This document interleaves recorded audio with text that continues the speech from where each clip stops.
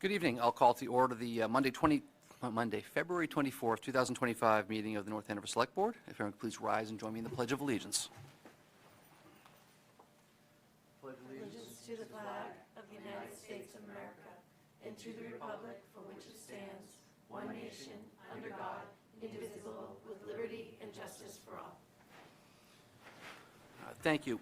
Before we get into tonight's agenda, I'd like to just take a moment and note the passing of a longtime member of this board, Don Stewart. Served for 21 years in two separate stints, from 1991 to 2006, and then from 2011 to 2017. I didn't know Don personally very well, other than having the opportunity to meet him and see him around here a few times. But I've got a chance to read about him and talk to those who did, and he was a North Andover townie through and through. Oh, yeah.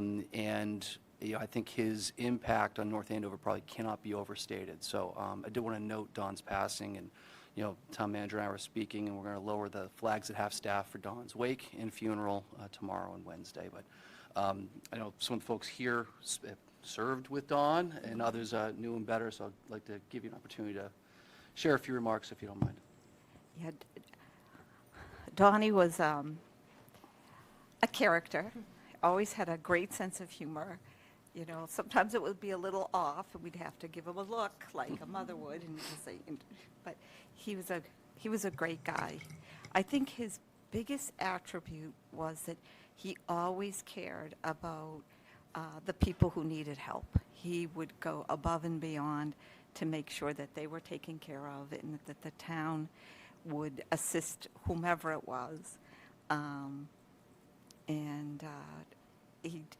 He did have kind of a funny sense of humor, sometimes not so funny, but a little colorful.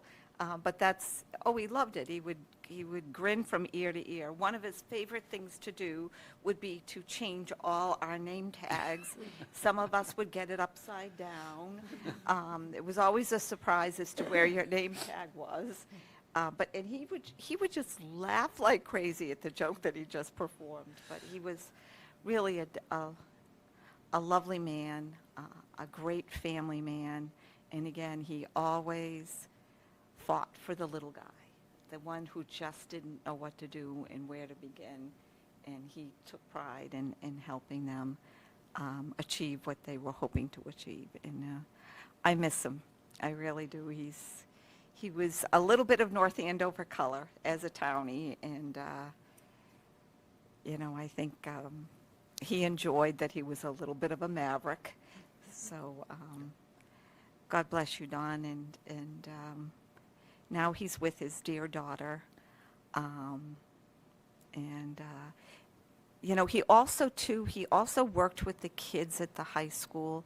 We had different programs at the high school, and he would make sure that they fit in, that they would come to his house and get a great meal or whatever, along with his dear wife, Mary. But they don't make them like they used to anymore, and the mold has been broken, and we're all going to miss him. God bless you, Donnie, and Mary, and Jeff. Thanks, Rosemary. Anyone else wants to share any words? Don? That's great. All right. So the services are the wake tomorrow night and the funeral on Wednesday. So thank you for that. All right. With that, move on to our agenda. First item is public comment. Per Select Board policy, public comment is not a discussion, debate, or dialogue between citizens and the Select Board. It is a citizen's opportunity to express his or her opinion on issues of town business. The board may respond to public comment by taking under consideration when deliberating on an agenda item or referring the item to the administration for appropriate action or response. Public comment shall be for a period of up to 15 minutes, with speakers being allowed 3 minutes to present their material. Is anyone here for public comment this evening? Okay. Seeing none, we'll move into our new business. Item A, our tree inventory and management plan presentation. Mr. Chair, while she sets up, is there any chance you'd be willing to take item F out of order, just because we do have a volunteer here who I'm sure would love to go home after we... If there's no objection, I'd be happy to. Yes, we could do that. Item F, request the festival committee to host the following events. Sheep shearing, May 18th. Summer fitness series in the town common every Tuesday. Santa parade and the tree lighting on the common. We're already talking the Santa parade and tree lighting on the common. Huh? We love you for that. Yeah, so actually, Andrew will give us a quick second. If you want, does anyone have any questions? If you want to come to the podium, yeah. Yeah. And this is Liz Costarian, she's one of the new I'm Renee co-chairs. Procopio Molino. I'm Liz couldn't The other be Liz. here. Okay. I'm the other one. Thank you. Hi, Renee. Liz couldn't be here tonight, so- Just pull the mic down to you. Yeah. There you go. Thank you. So we got 4 of our, I think, staple items up for discussion here tonight. Yeah. I assume everything's pretty much the same as it's been in previous years. Is that the understanding? Yep. Okay. Any questions we have for Renee? Came all the way here, so. No, I think we're excited to see everything continue to move on, so. Do we usually put the menorah lighting in too, or? So we don't do that until they request it. Okay. So they come to the festival committee, or sometimes one of the town departments to make that request. But we have asked them to put them in advance, just so we would know when the schedule's going to be, and so Yeah. we can line everything up. We're waiting to hear from the rabbis. Okay. Okay. So that, I think for because they July. do so many, So, they- yeah. yeah, Okay. Yeah. takes them a little bit to figure it out. All right, this one looks pretty straightforward, so I'll take a motion. I'll move that the select board approve all the events requested of the festival committee as presented, with gratitude. I have a motion and a second. Looking forward to these wonderful events continuing. All those in favor? Aye. Aye. Thank you for coming. Thank you. Thank you.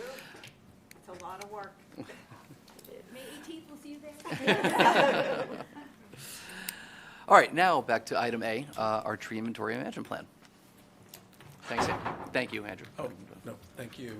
Andrew Shapiro, for the record, Director of Community and Economic Development. So folks at home might be wondering, or folks in the room might be wondering why we're talking about a tree inventory and management plan. And the reason is because in our master plan, our overall town master plan, under the Public Facilities and Services area, Strategy 88, we do have a strategy noted: complete the inventory of shade trees located throughout the town in order to help identify locations where more might be needed. And in addition to that, I'm sure most people know by now that as part of the Amazon project, we are getting about $700,000 from them for shade tree planting. And we thought it'd be prudent to both complete this project under the auspices of the master plan, but also in preparation to utilize that $700,000 efficiently and effectively on behalf of the town. So with that, we sought out a consultant, an expert in this field, and we came upon Davy Resources Group. So I want to introduce Mariah Day, who's here this evening, to go over what we found in the plan, our findings, and how we're going to move forward. And I'm happy to answer any questions going forward. But before I do that, I also don't want to forget Amy Maxner, our conservation agent. She played a lead role in helping us develop this plan with Mariah and myself, as well as John Lavin, who's our tree warden in the Department of Public Works. So I want to thank both of them for all their efforts throughout this whole project. And with that, I'll toss it over to Mariah. Thanks, Andrew. All right. Thanks, Andrew. Am I close enough to the microphone? Yes, you are. Good? Okay. Excellent. So as Andrew mentioned, my name is Mariah Day. I'm a project manager with Davy Resource Group, and myself and my team were the ones that undertook this tree inventory and the creation of a management plan for North Andover. So tonight I want to go, hopefully quickly as I can, through some information about the trees that we discerned from this project, the benefits those trees are providing to the town, talk very briefly about tree planting, as Andrew alluded to. There's some funding for that coming down the pipe. Some takeaways about the management that's needed, and then sort of sum everything up. So, starting off with some information about the trees themselves. So this inventory was structured to focus most importantly on the downtown area of North Andover, and then beyond that, primarily on the area west of Route 125. So you can see in that middle map on this slide that we actually made it through about half of the land area of the town, but there were some out-country roads and development areas that we weren't able to get to with the budget, which, the good news is that we got the things that we felt were extremely important to get information on, which was that western portion of the town. And in total, we inventoried about 7,000 trees, 500 stumps, and about 1,800 potential locations where new trees could be planted. One thing that's super important just to keep in mind is that everything I'm talking about tonight, unless I state otherwise, has to do with these publicly owned trees that were inventoried. So there are many, many more trees that we didn't look at, both public trees in, say, wooded areas, and private trees, of course, were not considered as part of this project. So one of the first things that we always look at when we're doing a tree inventory is tree species and genus distribution. And the reason we find that really important to consider is because that plays a really big impact in how this tree population is going to potentially be impacted by pests and diseases, as well as by things like climate change, where just some tree species are going to adapt better in the future than others are. Unfortunately, I think we're all pretty familiar with a lot of the problems that can come with having a very narrow range of species planted. Streets in the United States were once lined with beautiful elm trees. Dutch elm disease came through and wiped those out. And what did we plant?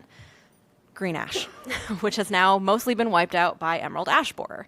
So we want to see diversity in order to protect our natural resources and our urban forests from future pests and disease threats. And what we found here in North Andover was that maple, particularly red and Norway maples, are definitely overabundant. This isn't especially surprising. Maple is a very common tree in the Northeast. And Norway maples in particular, we know, were very heavily planted back in the mid to late 1900s. So we're still seeing that legacy on the landscape of management decisions that were made 50 to 100 years ago, because trees work on a much longer time frame than we often think about in our daily lives. Red maple is also a very popular tree for planting. It has great fall color, it's quite vigorous, and it grows nice and fast. So it's a popular one, and it's also a native species. So some of it's just occurring naturally. And then looking here at the chart on the left-hand side, this is why we want to talk about species diversity, because it does impact what potential pest threats the forest here could be susceptible to. So everything on this list does not mean we saw it here. It does not mean that it's going to become a problem in North Andover. It just means that there is some presence of tree species that could potentially be impacted. So spotted lanternfly, which unfortunately has been found in North Andover, is probably the most potentially damaging threat right now. About 2/3 of the inventoried trees are susceptible, but this is because that's a generalist species. Spotted lanternfly will host on just about anything. Unfortunately, it's a little bit more of a public nuisance species than a causal agent of tree death, but over time it can weaken trees and predispose them to other problems. Asian longhorn beetle, which you may be familiar with if you've spent any time in the Worcester area. 50% of the trees here could be impacted, but fortunately, as far as we know, it is confined to just the quarantine zone around Worcester and is close to eradication in that area. So hopefully that's not a going concern, but if it were to be discovered outside of the quarantine zone, it could have a big impact here. Spongy moth could impact about 30% of the inventoried trees. That's a boom and bust cycle pest. It's a defoliator. And again, it doesn't usually cause tree mortality on its own, but repeated defoliation of trees can use up their stored resources and lead them to have other issues down the line. Oak wilt is kind of a scary one. It's not in Massachusetts yet, as far as we know, but it has been confirmed in New York State. It is similar to Dutch elm disease, and it has a very high mortality rate. Basically, if a tree gets it, it is going to die. And the only way to control it is by removing that tree and every tree within a certain radius of the affected tree. So we're hoping it doesn't become established in Massachusetts, but it's something to be keeping an eye out for in the future, because if it becomes established, it is something that needs to be handled very efficiently in order to prevent its spread. And then the final one I want to highlight is just emerald ash borer. This one has been around in Massachusetts and North Andover for quite a while. I'm sure you've all seen the damage that it has done to ash trees here. And it may not seem wild at first to say that 7% of the inventoried trees are affected, but when you think about that, that's almost 1 in 10 trees that is dead or on its way out from emerald ash borer. So it really highlights why we want to see diversity. And then on the right-hand side of this slide is tree condition ratings. So overall, that was very nice. About 90% of the trees in North Andover that we inventoried were rated in fair or good condition, and only 10% were in poor or dead condition. and 7% of those were the ash trees. So overall, pretty good. And then just a few more things about the trees. The most common defects that we observed were dead and dying branches, tree architecture issues, which are things like a big lean in the trunk or maybe a very strange curve to the trunk, and branch attachment issues. So with branch attachments, we really want to see a nice wide angle, and a branch attachment issue is often that it's a very narrow, tight angle with bark in between that union between the branch wood and the trunk wood. And that just weakens that attachment and can predispose the tree to losing that limb. The great news about all of these defects is that they are things that can be improved through maintenance. So dead and dying branches, obviously you can prune them out, or if the tree has too many of them, it may be time to remove the tree. And then tree architecture, generally speaking, you can solve that problem by making sure trees are planted right so that they aren't tilting. And branch attachment things can be dealt with when trees are young, through young tree training to get rid of those problematic branches before the tree is really large and causing problems. We also noted that 1 in 4 street trees did appear to be conflicting with overhead utilities, and we considered conflicting to be a very broad category. So for us, if a leaf is touching an electric line, that's a conflict. However, this is not really something that the town has to take on. That's a problem that the National Grid, I think you have National Grid, is coming through about every 5 to 7 years and mitigating on their own. But it does highlight the importance of making sure that when we plant new trees, if they are going in under or near utility lines, we're making sure that those are trees that shouldn't grow much more than 30 feet tall to make sure we don't keep having those problems and to prevent the damage that's caused by that repeated pruning to the tree. And then the final thing that I think is really interesting is that in North Andover, most of the growing spaces that we observed were open and unbounded, meaning that there was tons of space available for root growth. What I'm used to seeing working in any developed area is tiny little tree wells, maybe 3 by 5 if you're lucky, in the sidewalk surrounded by asphalt. Or maybe if you're really lucky, you've got a tree lawn or tree planting strip between the sidewalk and the road. And those are very restricted areas. There's not a lot of soil volume for roots to expand into. And we see a lot of problems with trees uprooting or just not growing well in those conditions.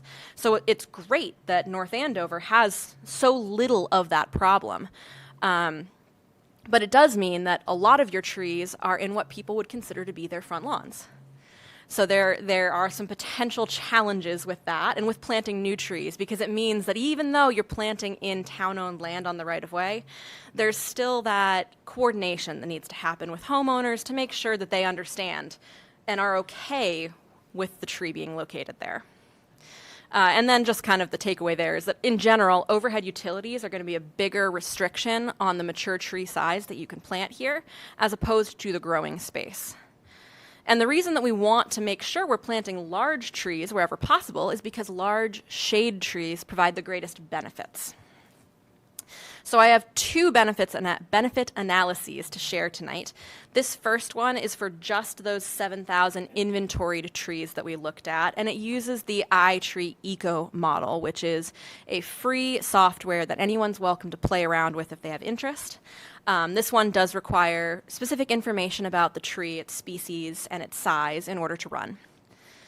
And so what we found from this was that the inventoried 7,000 trees, which again, not even close to all the public trees in North Andover, but they are storing almost 6,000 tons of carbon, which is valued at almost $1 million. They are sequestering, so bringing in and adding to that storage, another 81 tons of carbon each year, valued at almost $14,000. They help to mitigate about 1.5 million gallons of stormwater runoff each year, valued at about $13,000. And they help remove nearly 5,000 pounds of airborne pollutants, worth about $7,000 each year. So all told, maybe that doesn't seem like a lot, but remember, some of these things are annual. So when you're thinking about a tree, maybe it doesn't do a ton in a single year, but give it the full lifespan, give it 20 years, give it 50 years, give it 100 years, and that value just really accumulates over time. And the final number there is the replacement value of these 7,000 trees, and that is essentially a theoretical number that is sort of what the cost would be to replace each tree with a similar tree in terms of size and species. Obviously, that's not a real thing you can do, but it does give a sense of sort of the overall value inherent in that tree population, which in this case is about $18 million. What's carbon sequestration? Sure. So carbon sequestration is just the amount of carbon that's taken in each year. So carbon storage is a lifetime value. Carbon sequestration is the amount that's taken in and stored annually. Yeah, no problem. Thank you. I like it when people get those clarifications right when they need them. All right, so if you thought we were talking big numbers before, here we go with the real big numbers, because this analysis looks at the entire canopy in North Andover. Again, we are using iTree tools. This one is called iTree Canopy. And the important distinction here is that this is looking at all canopy in town, so both public land and private land. So this is where we're not talking about just the inventoried trees. And what we found with this analysis is that about 65% of the town is covered in tree canopy. And that 65% canopy is providing almost 400 tons of carbon storage, which is worth $67 million. They sequester another 13,000 tons of carbon each year, worth $2.2 million. They help mitigate 128 million gallons of stormwater runoff, worth $1.1 million annually. And they help remove about 416 tons of air pollutants each year, worth about $2.1 million each year. So you can see that as you scale up from a small population of trees to a forest, massive increase in the benefits that are being provided. And it's important to recognize how valuable trees are because they're infrastructure. They're things that are providing benefit to the community. And it's also important to keep in mind this is only a couple of benefits. There's lots of stuff that we aren't very good at measuring, things like increases in property values, increases in perception of consumer goods, decreases in aggressive driving and road rage and speeding, increases in mental health. All of these things are benefits trees provide that we just don't have a good algorithm to figure out yet. In the avoided runoff, is that, for lack of a better term, a measure of how much the tree drinks every year? Kind of. Yeah. Yeah, it's a couple of different things. Some of it is water that's actually absorbed by tree roots. Some of it is the fact that tree roots increase the soil permeability. So water doesn't just hit and run off, it hits and absorbs. And some of it has to do with the tree's canopies intercepting rainwater, slowing it down so that it hits the ground more slowly, which allows it to permeate in rather than build up and run off. Can you talk about the pollutant absorbing, please? Yeah. So that's another interesting thing. There's a couple of different components happening there. In some cases, the trees actually are absorbing some of those pollutants into their leaves and then using them for various chemical processes. Mostly, though, it's through deposition on the leaf surfaces. So a lot of particulate matter. Particulate matter is a nasty one. That's one that really impacts human health pretty significantly. It's what's in smog, smoke, and a lot of that just settles out of the air onto leaf surfaces where it's then washed off with water and returned to the soil rather than being out there where we're breathing it. Thank you. Yeah, no problem. So now that we're all really excited about tree benefits, we can talk about tree planting and getting more of those benefits. So in talking with Amy and Andrew and John, we came up with a list of priority areas for tree planting with that Amazon funding. And downtown is the major priority, followed by any of those areas west of Route 122. And then there's a few other places, some parks, schools, and playgrounds are all kind of high on the list of priorities, which is great to see. Those are areas where people are spending a lot of time, which means that they're getting a bigger effective dose of time around trees. So great places for more trees. May I just, did you mean to say Route 125? You said 122? I did mean to say 125. Yeah, I thought. Thank you. I was like, I know we don't have a 122 in town. It's called multiple things if you look at Google Maps, so Oh, trying to keep it straight, but 125, yes. Do the schools and playgrounds include the fields? Yes. Yeah, the chocolate. Obviously, planting space is going to be very limited if you've got a playing field because it needs to not have trees on it if you're going to be doing soccer or baseball or something, but there's often opportunities around the edges and seating areas. Always looking for that shade. Yeah, exactly, right? Makes it so much nicer when you're going to watch a Little League game or something. So one of the big challenges in downtown in particular, and that is approximately the red circled area in the map on the left here, is that there's not a lot of good planting spaces right now. The yellow dots in that map represent locations where we feel a tree could be planted, and you can see there's almost none in the downtown area of North Andover. And that just shows, this is the most developed area in town. It has the most hardscape and the fewest places where you could feasibly put a tree within the right-of-way. There's just a lot of conflicts. There's a lot of other stuff the right-of-way has to get used for here. And that basically just means you're going to have to get creative. It might mean cutting new pits in the sidewalk, or when you go to redesign or redevelop a road, making sure you think about how trees can be part of that design early on in the process. Are the yeah. utility wires downtown considered an obstacle to a tree planting? Not a full obstacle, but they do limit the size of the tree you could plant. But often you're also dealing with a situation where you can only give that tree a 3-by-5 foot pit to be in anyway, so small is not a bad thing in those situations. Other potential challenges to tree planting include making sure that there's funding and a system in place for young tree maintenance. It's not enough to just stick a tree in the ground and walk away. They need to be watered, especially with the drought we've been getting the last, it feels like every year for like 10, 15 years. But especially with the drought we're getting, they need to be watered routinely, and they really should be pruned when they're young to make sure that you have these trees with good form and you aren't having to do big, costly interventions on mature trees. And of course, all that takes budget. Right now, there is no dedicated budget for tree care in North Andover, and certainly not for tree planting, so that is a little bit of a challenge, but with things like the Amazon warehouse funding, as well as some of the funding through the Columbia gas settlements, there have been opportunities in recent years to do planting. I believe that they've been planting about 30 to 40 trees a year. Right? I can't confirm. Okay. All right, the number sounds right to me. So, He's always got his eye out for a good spot for a tree. absolutely. So you've got some dedicated Very folks dedicated. Yeah. doing this work. Other great opportunities here. One potential solution in downtown is to look into setback planting. So rather than putting the tree in the right-of-way, you could potentially put it a little bit behind the right-of-way on private property. That's actually under Mass General Law 87, which establishes the tree warden. That is allowed for that type of tree to be planted as a public tree with public funding, even though it's on private property. Obviously, you have to work with the homeowner a little bit for that. So there are some challenges, but it is a great way to interface with the community and get trees into these tougher places where you just don't have space in the right-of-way for the tree. Does your opportunities in downtown only count existing public way? Right? Correct. So it doesn't anticipate, hey, that would be a great spot, we just have to work with the homeowner? Exactly. Okay, It's great. just the existing stuff in the right-of-way. Got it, okay.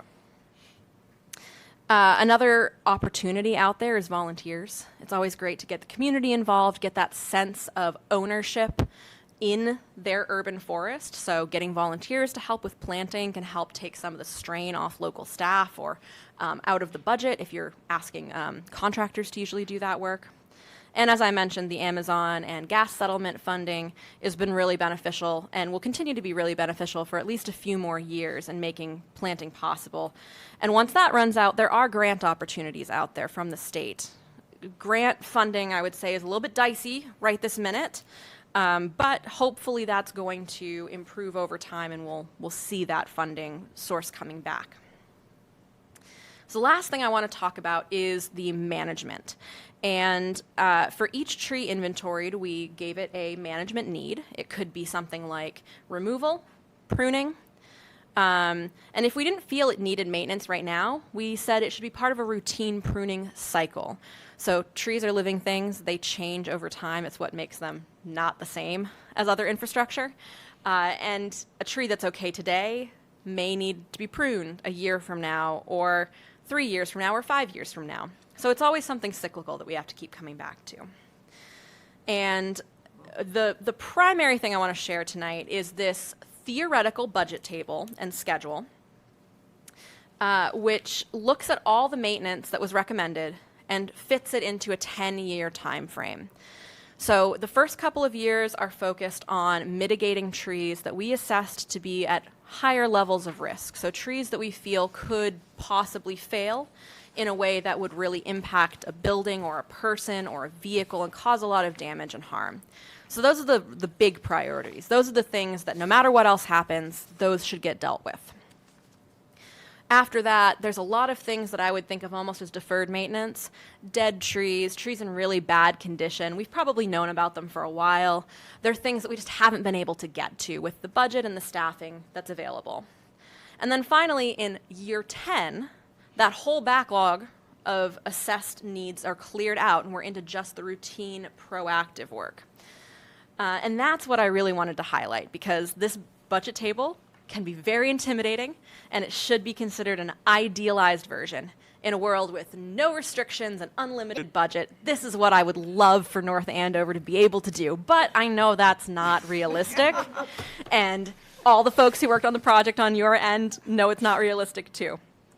So this is kind of the pie in the sky example, and if everything were possible, would love to see about $180,000 to $200,000 a year going towards tree maintenance for the next 9 years. That probably is not possible. But the thing I really want to highlight here is that year 10, once all that backlog is done, the routine work is costing a lot less. It's costing more in the range of like $50,000 to $60,000 a year to do that routine pruning, some planting, and young tree training.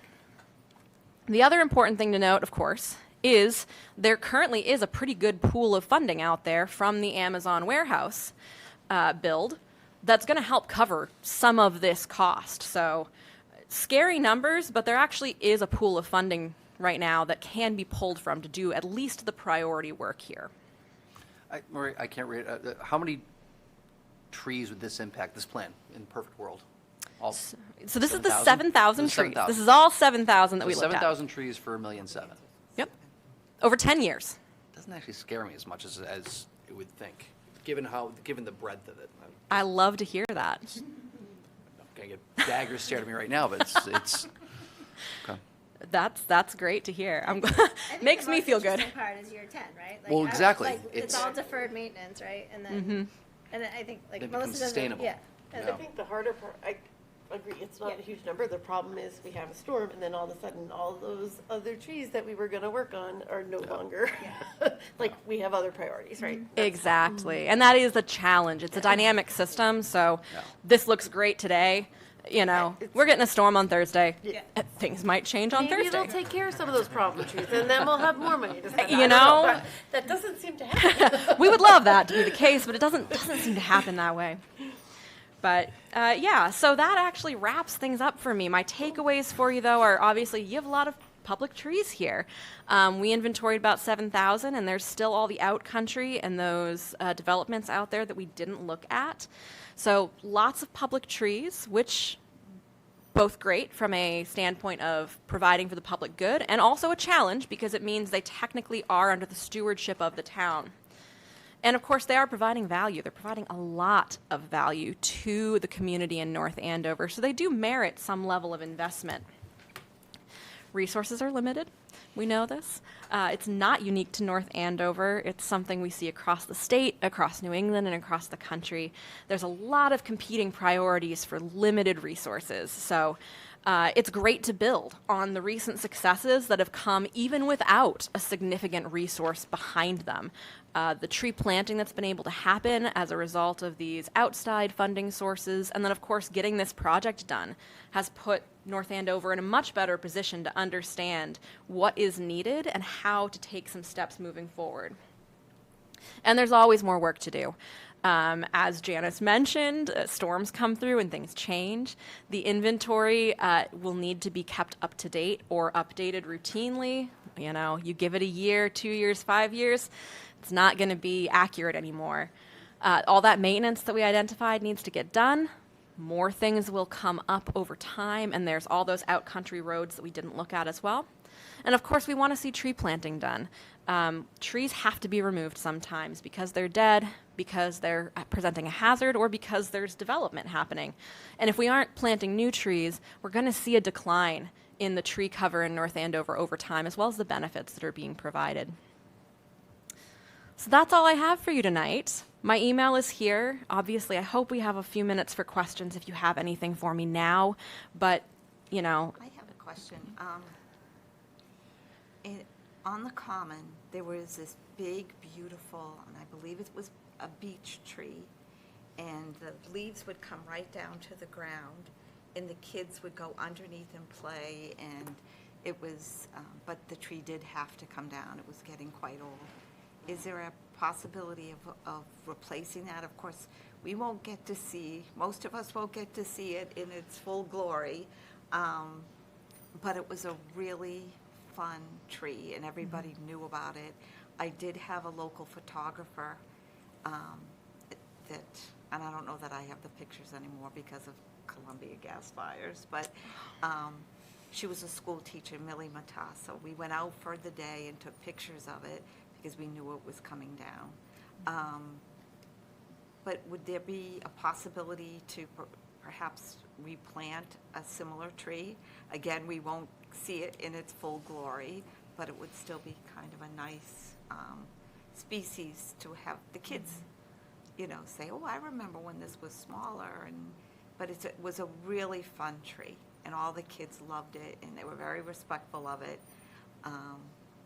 Just a thought. Yeah, I guess to add on to that question, like when you're trying to get to your ideal inventory split, is that kind of one of the things you look at as which species to plant to try and boost up the other sides? Is that?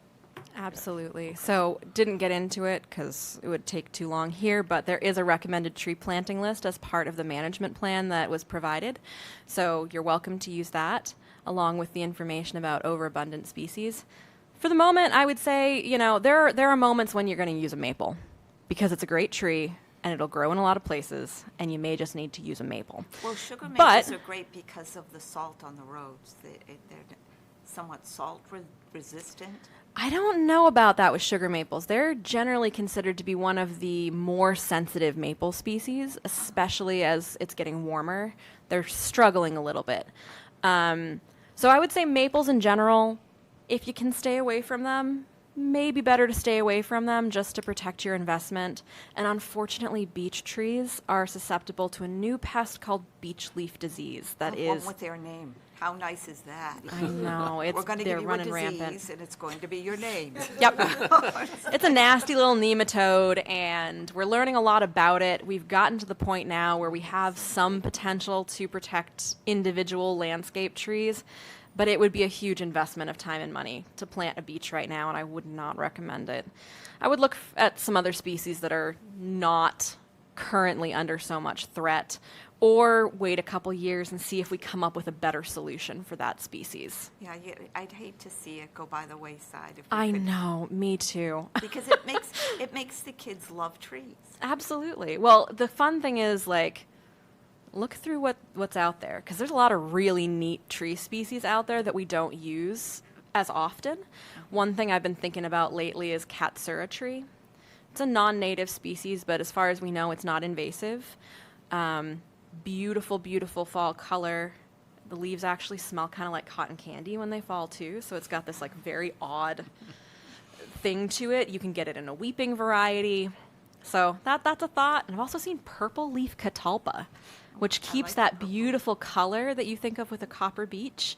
I don't know how big they grow, and I have never seen one for sale in a nursery, but if you were looking for a special tree, you could theoretically do some hunting and try to source something really specific.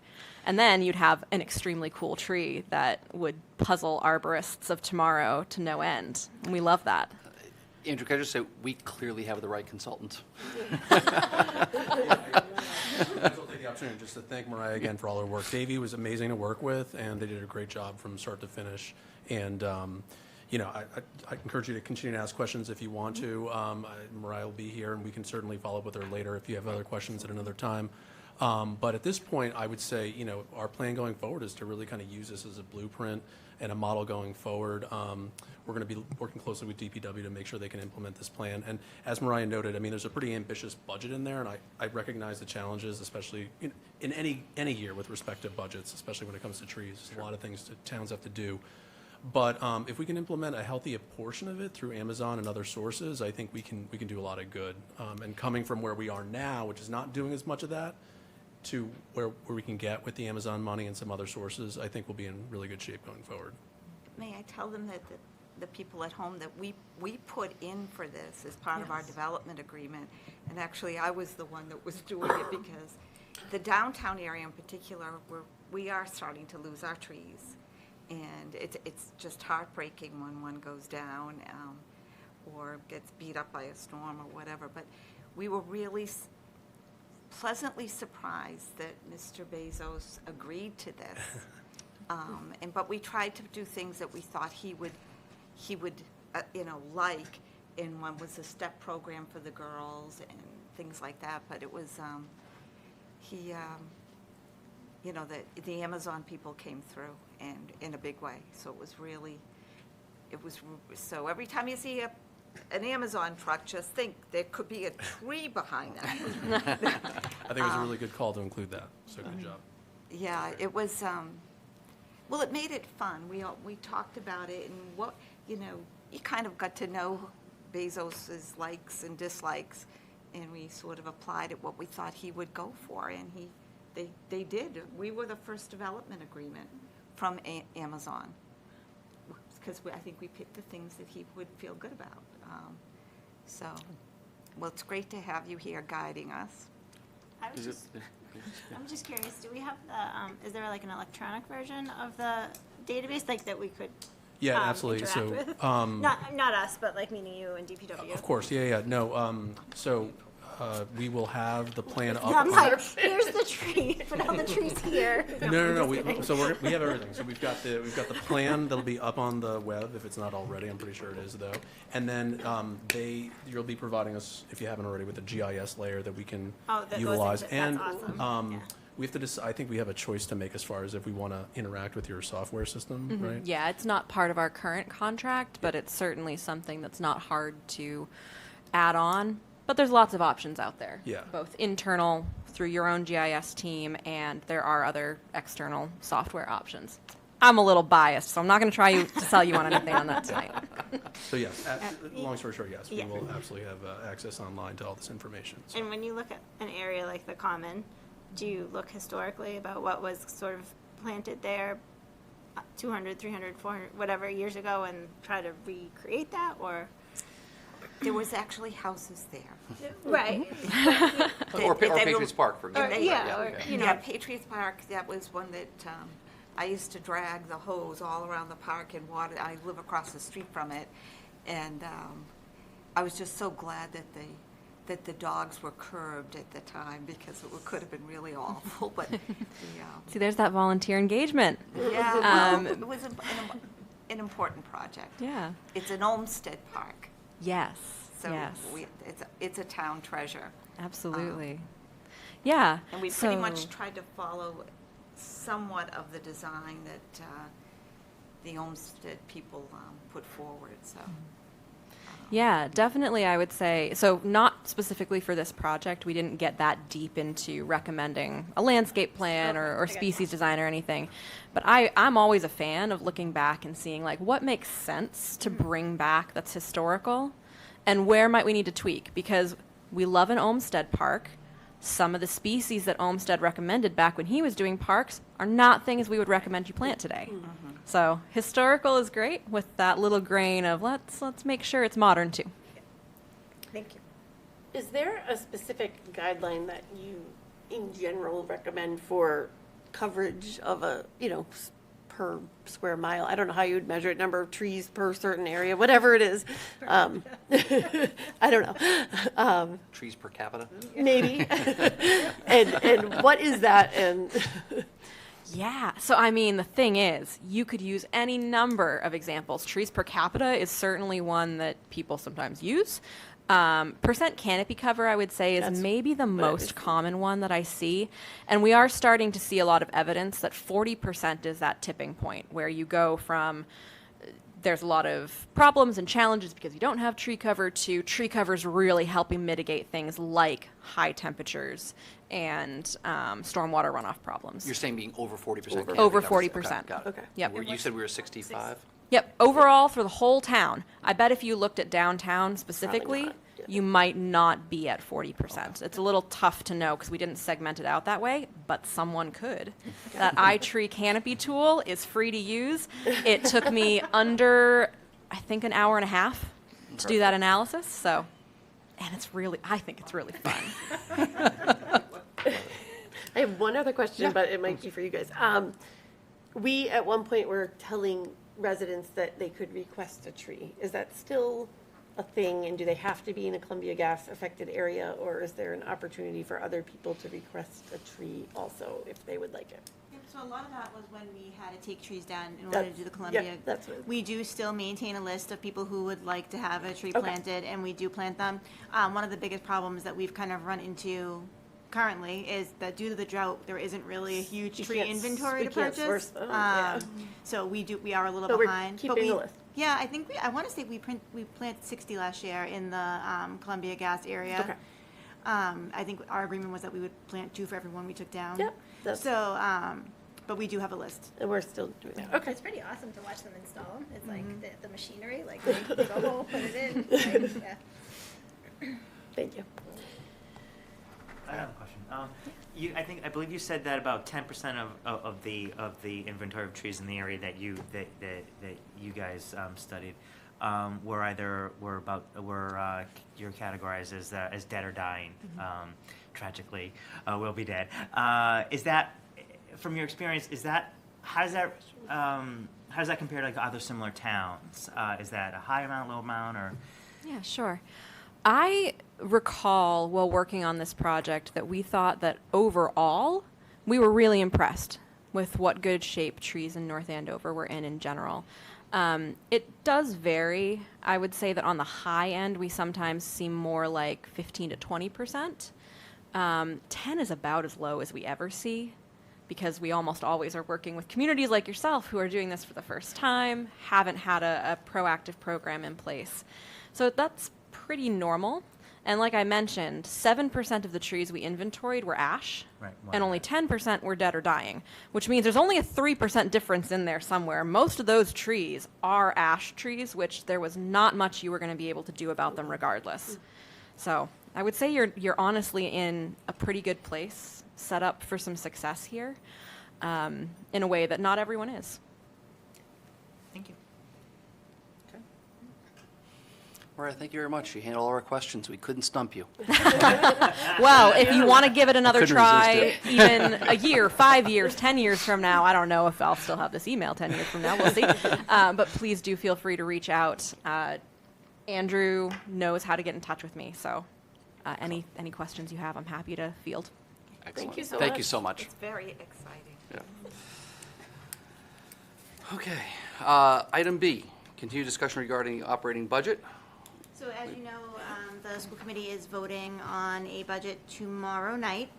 So we don't really have anything different to present to you from the meeting we had at the tri-board, which I am very appreciative of and I think went very well. But the plan for us at this point is to get transmittal from them tomorrow and then bring something forward. And we'll get nice new books. We'll pull all your pages out and put all the pages in. Shh, not in front of the tree person. Sorry, usually it's digital. Well, Okay. at least no one books with mine. All right, so we'll take a break for one meeting from discussing budget, which is good. Yeah, a little break. Talk about this stuff. All right. Item C, sign the warrant for local election. Has everyone had a chance to review that? We'll sign after the meeting. Got a copy of it right there. Any questions on that before we? No? Okay, good.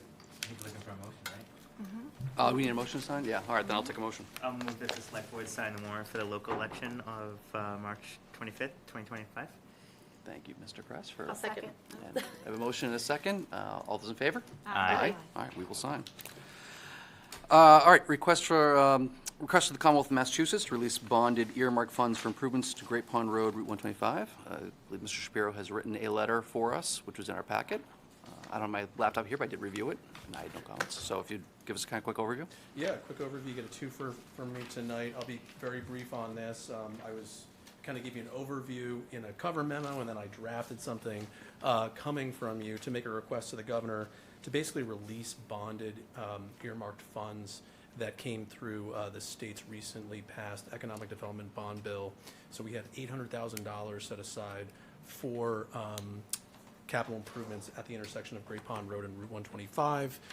You may recall this body was gracious enough to approve $300,000 in funding to support design of those intersection improvements.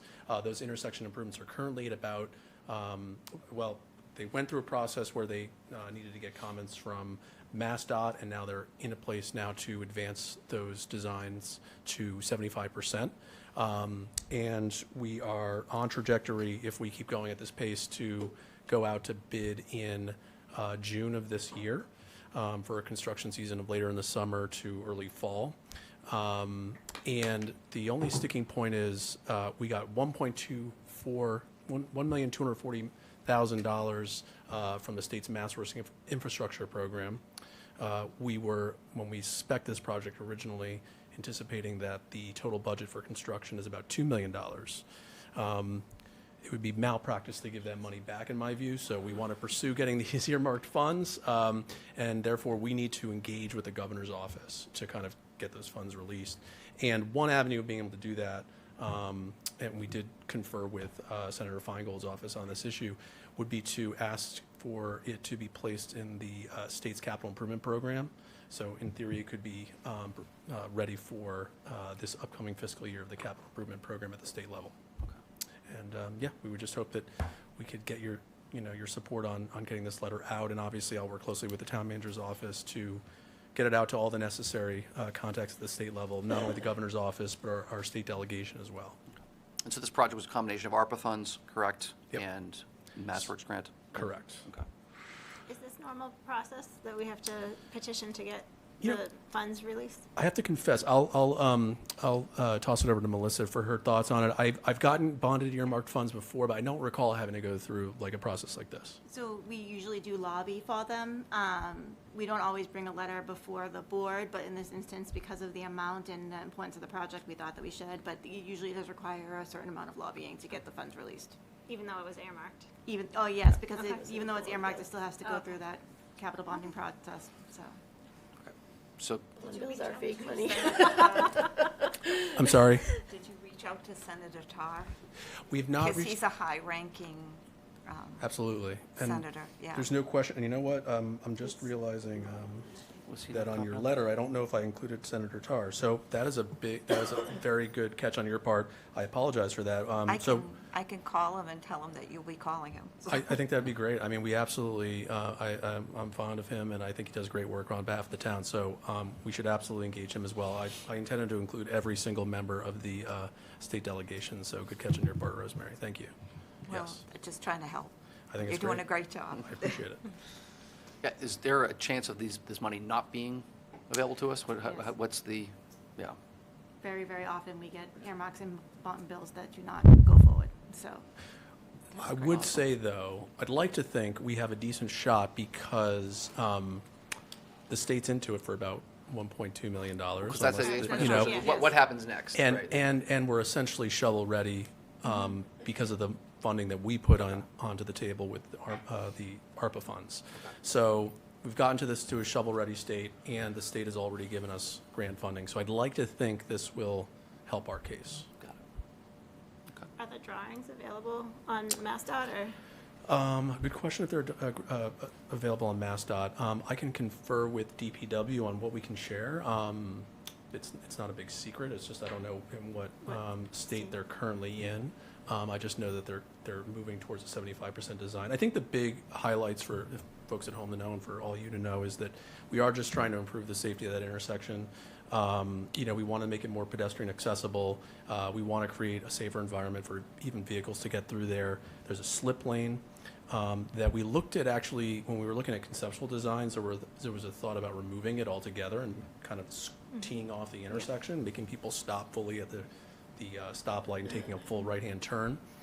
In conferring with local officials, so like DPW, PD, and fire, we decided to actually keep the slip lane, but we kind of reconfigured it a little bit. The width has been narrowed down, it's been necked down, And so I think it'll be a much safer condition for cars to go through, and it'll also continue to serve as a adequate access for public safety as well. And I think the really exciting part too, for me at least, is we have an improved boat ramp project that's going on in Lake Ochiquik that's being funded with CPC.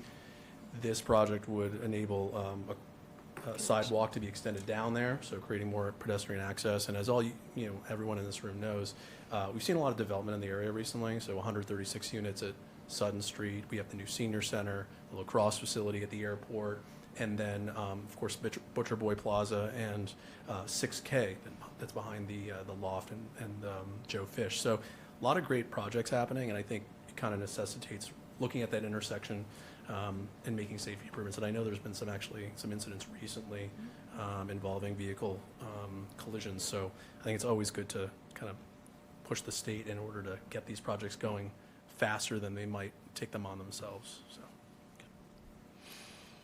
All right. yeah. Any other questions for Andrew? Okay, with that, I'll take a motion. Move that the select board authorize the chair to sign the letter to Governor Healy regarding the earmark funds for Great Pond Road and Route 125 as presented, but also including Senator Tarr. I'll second that. I have a motion and a second. All those in favor? Aye. Aye. Thank you. Okay, next up, we have an appointment of David White to the Conservation Commission. Janice or Dave? Do you want to go for it? All right. I missed the first couple minutes because of technical difficulties, but Janice and I met with David last week for a position on the Conservation Commission, and he's an attorney, new in town, right? He's relatively new. Yeah. But he's very knowledgeable on the topics, very passionate, and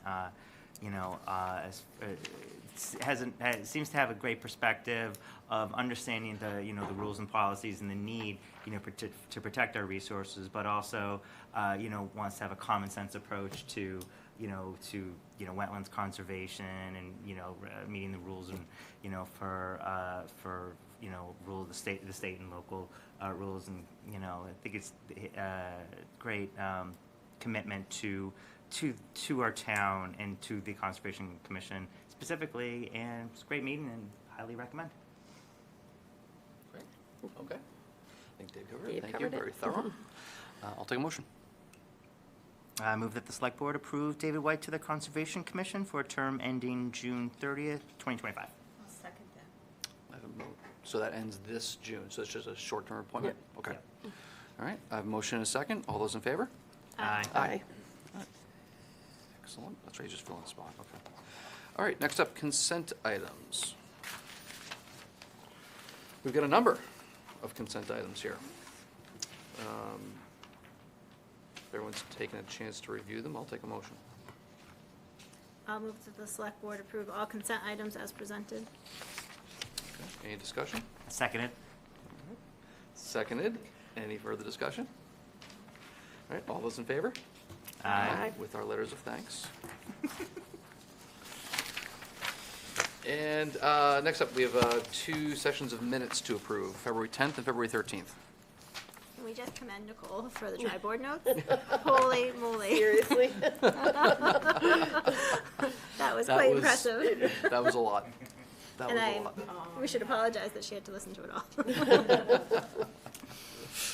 That's great. That was a unique meeting, for sure. All right, I will take these as separate motions. I'll move that the select board approve the open session minutes of February 10th, 2025 as presented. Seconded. I have a motion and a second. All those in favor? Aye. Aye. And I'll make a motion to approve the Select Board meeting open minutes for February 13th, 2025 as presented. I'll second. I have a motion and a second. All those in favor? Aye. With our thanks to Nicole. All right, select board updates. What do you got? The only thing I have is the Kittredge School Building Committee met last week. We met with the architect and our OPM, and they're moving forward with meeting. They had met with the teachers and adjusting the open site plans for the Kittredge building. Okay. You know, it gives us better access to the site, better flow on the site, better orientation of the building on the site, a lot better options, and it appeases the abutters because the buildings are further away. So the sight lines, and they've done such a nice job of it going into the slope of the grade, so it's not like a huge building in your face. So I think there's a lot of positives that are coming out of that. Great. Excellent. I'll make note of, you guys recall we were taking submissions for naming of the hut at Grogan's Field. Public comment on that ends tomorrow for the 14 days after the February 11th submittal, and then we'll be voting at a future meeting, so just want to make sure everyone's aware of that. I just want to give my now every other week shout out to DPW because they've had, it's been busy. They're doing a good job. It's not easy keeping all up with melting the, well, and then it freezes, but ask me how I know. I went for a walk at 6 o'clock this morning. Not quite, but it was dicey. But we know they're doing the best they can. You just don't know what's underfoot. You just can't, you can't see it. It's very much black it's ice, such so a thin melts in film. a very thin layer, but I fell in they're front- doing a good job. I fell in front of your house today. You fell in front of my house. Yeah, across the street. Oh, Say, well, on whose do I- property? Do I have to shovel across the street? It had nothing to, I was trying to avoid water, and I was like, I would have run Rosemary out and probably got you. saw me falling We with the do, dog. we appreciate every resident's patience as Yeah. storms of the And storms. really Some are tougher than appreciate others. Yeah. those who are shoveling in front of their homes and businesses. It makes a huge Yeah, difference, Clearing the so, sidewalks makes a big huge difference. It does. That'll kick over to town manager for any updates you have. Sure, just a few things. Just a reminder that excise tax bills did come out in February, and they do have a new address if you're mailing them back. So just make sure if you're on an auto pay that your new address is in. The town meeting warrant is open and closes on March 10th. We continue to update the FAQs about the budget, so definitely check those out. And I just wanted to recognize firefighter Liz Minsky and police officers Furman, Houston, McGettrick, Messina, C. Wade, K-9 Neo, and Sergeant James, who were awarded the Firefighter and Police Officer of the Year awards by the Exchange Club. Firefighter Minsky was recognized for her heroic actions off-duty, where she actually performed CPR in a restaurant out of state and aided officers and EMT during a medical emergency. And the police officers were honored for their heroic actions during a call to service on Waverly Road, where shots were fired. So congratulations to all of them, very well deserved. And I had a shout out to DPW too, because they're exhausted. They are. And they've been doing a great job under really difficult circumstances. I think we all forgot what winter can be like. I agree. So they really are doing a great job, and we're very appreciative to them. Thank you. Excellent. All three groups are great guys. Okay, our next meeting date is a week from tonight, Monday, March 3rd. And we'll be right back here as we continue to work our way towards town meeting. And with that, I will take a motion. Motion to adjourn? Second? Motion and a second. Any discussion? All those in favor? Aye. Aye. We are adjourned.